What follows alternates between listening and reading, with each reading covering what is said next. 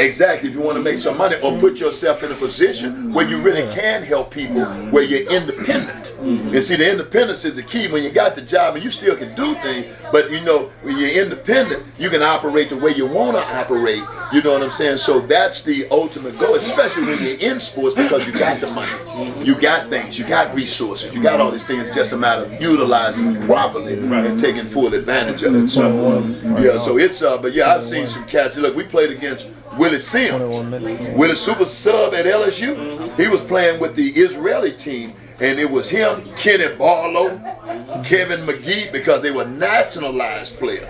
So over there in Europe, you can only have 2 Americans per team, but because those players were nationalized, they married Israeli women. So they were nationalized, so they played as Israeli players. So now this team here got 4 Americans on it.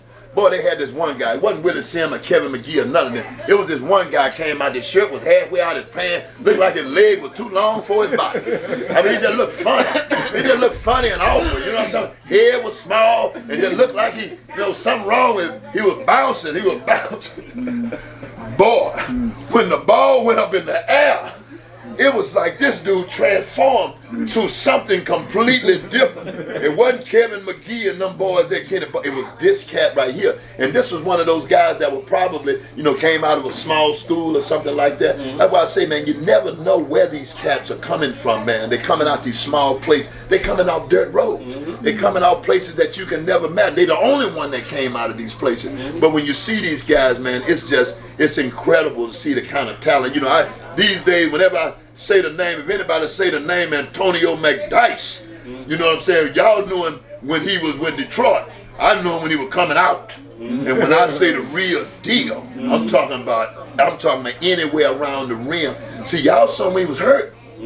I'm talking about it, man. You saw the career he had when he was hurt, when he came back. But when he came out of college, man, it was like, whoa. He was with Robert Horry and all man. I mean, these cats are incredible. And the size of these boys. I mean, we're talking about fit. We're talking about 6'11", 7 foot, and they about 275. But you don't see none of the weight because it's just straight power. And when you're dealing with, sometimes I look back at this thing and I wonder, how in the world did I deal with these kind of cats? Insane. And I think it's called Old English. I think that's what it is also. I mean, I'm just saying. You know, it had to be something. You know what it is. And like you told, like the coach told the dude that was guarding you. He say, man, he going right every single time. Every time. And Nikita said, yeah, coach, you told him right, but unfortunately, he can't do nothing about it. Ain't nothing you can do about it. And when I talk to these kids, you got to get your game to a point to where you put it on them. And ain't nothing they can do about it.